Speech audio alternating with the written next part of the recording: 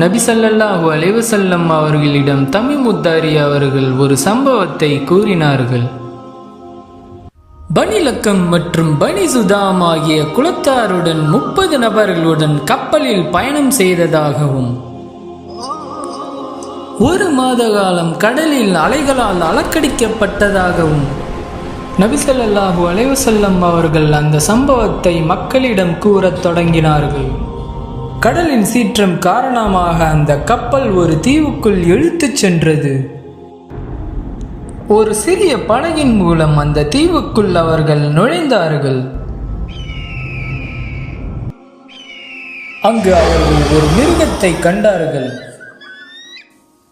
அதன் உடல் முழுதும் படர்ந்த முடியாக காணப்பட்டது.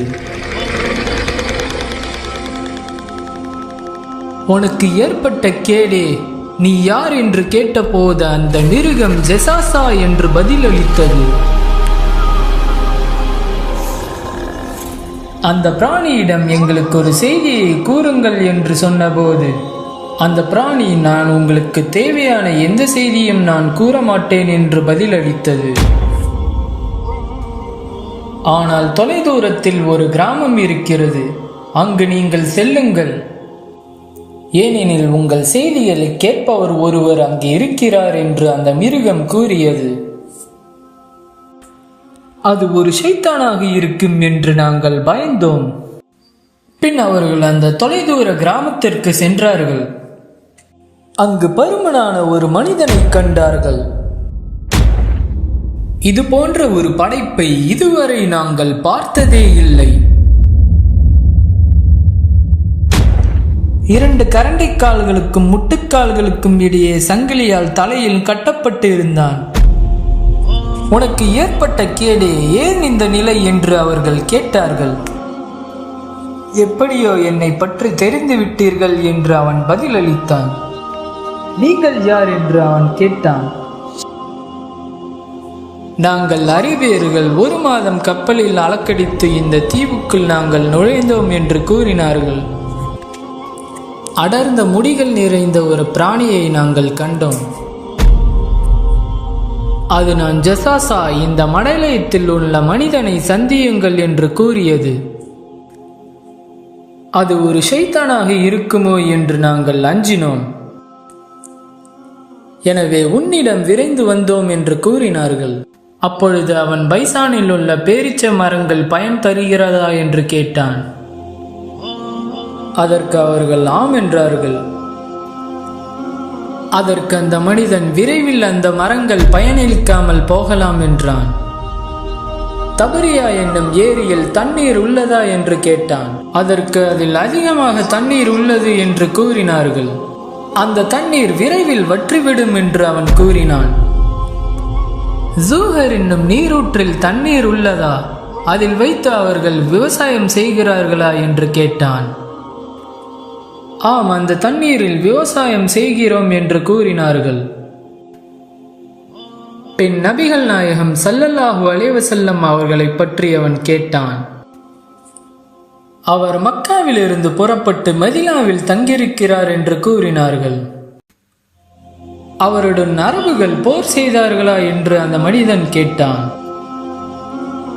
அதற்கு ஆம் என்றார்கள். போரின் முடிவு எவ்வாறு இருந்தது என்று அவன் கேட்டான்.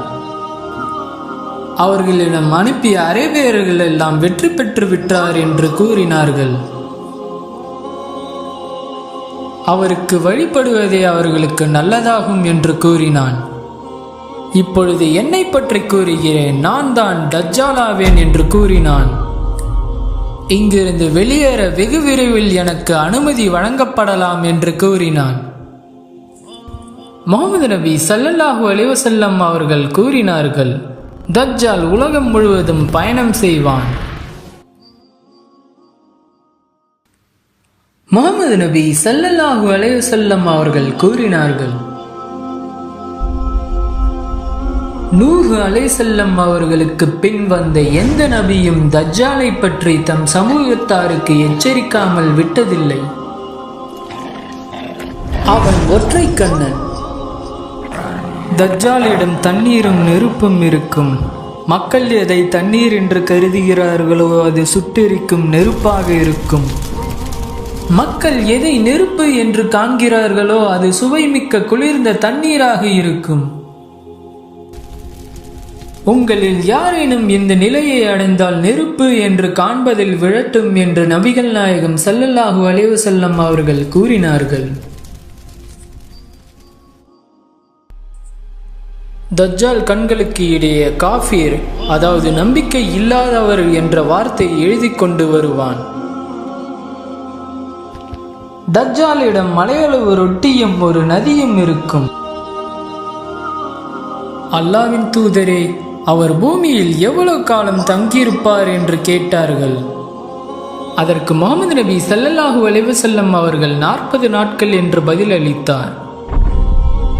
ஒரு நாள் ஒரு வருடம் போன்றும், ஒரு நாள் ஒரு மாதம் போன்றும், ஒரு நாள் ஒரு வாரம் போன்றும், மீதியுள்ள நாட்கள் சாதாரண நாட்கள் போலவும் இருக்கும். தஜ்ஜால் தன்னை கடவுள் என்று ஏற்குமாறு மக்களை அழைப்பு விடுவான். காற்றினால் இயக்கப்படும் மேகம் போல் மக்களை வந்து அழைப்பான். தவறான மதத்திற்கு அவர்கள் அவர் மீது தங்கள் நம்பிக்கையை உறுதிப்படுத்தி அவர்களுக்கு பதிலளிப்பார்கள். பின்னர் அவன் கட்டளையிடுவான், வானம் மற்றும் பூமியில் மழை பெய்யும், அது பயிர்களை வளர்க்கும். தஜ்ஜாலை ஏற்காத மக்கள் வறட்சி மிகுந்து காணப்படுவார்கள், செல்வத்தை இழப்பார்கள். தஜ்ஜால் ஒரு இளைஞனை 2 துண்டாக வெட்டி பின் அவனை உயிர்ப்பிப்பான். அவன் மிகவும் பிரகாசமாக உயிர்த்தெழுவான். தஜ்ஜால் பாழடைந்த இடத்துக்கு சென்று உனது புதையல்களை வெளிப்படுத்து என்று கேட்பான். அதன் புதையல்கள் தேனி போன்று அவனை பின்தொடரும். மறுமை நாளின் மிகப்பெரிய அடையாளமாக தஜ்ஜால் விளங்குவான். இறை நம்பிக்கை இல்லாத 70,000க்கும் மேற்பட்ட யூதர்கள் தஜ்ஜாலை பின்தொடர்ந்து செல்வார்கள். தஜ்ஜால் மக்கா மற்றும் மதீனாவுக்கு செல்ல முயலும் போது மலக்குகள் வரிசையாக நிற்பார்கள். தஜ்ஜால் மக்கா மற்றும் மதீனாவில் செல்ல இயலாது. அப்பொழுது மதீனாவில் 3 நிலநடுக்கங்கள் ஏற்படும். இறை நம்பிக்கை இல்லாதவர்கள் மற்றும் நயவஞ்சகர்கள் அனைவரையும் அல்லாஹ் அதிலிருந்து வெளியேற்றுவான். மதீனாவை ஒட்டிய உப்பு பகுதியில் தஜ்ஜால் முகாமிடுவான். அங்கு அவனுக்கு ஒரு சிறந்த மனிதன் ஒருவர் தோன்றுவார்.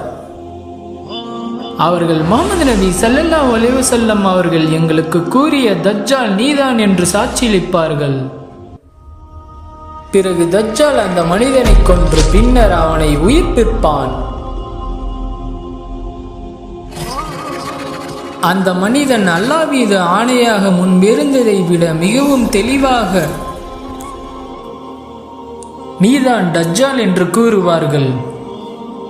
பின் அந்த மனிதனை தஜ்ஜால் கொல்ல முயலும் போது அவனை கொலை செய்ய முடியாமல் போகும். தஜ்ஜால் மதீனாவுக்கு அருகில் உஹுதுக்கு பின்னால் சென்றடையும் போது மலக்குகள் அவனது முகத்தை ஷாம் திசையில் திருப்புவார்கள். ஷாம் தற்போது சிரியா என்று அழைக்கப்படுகிறது.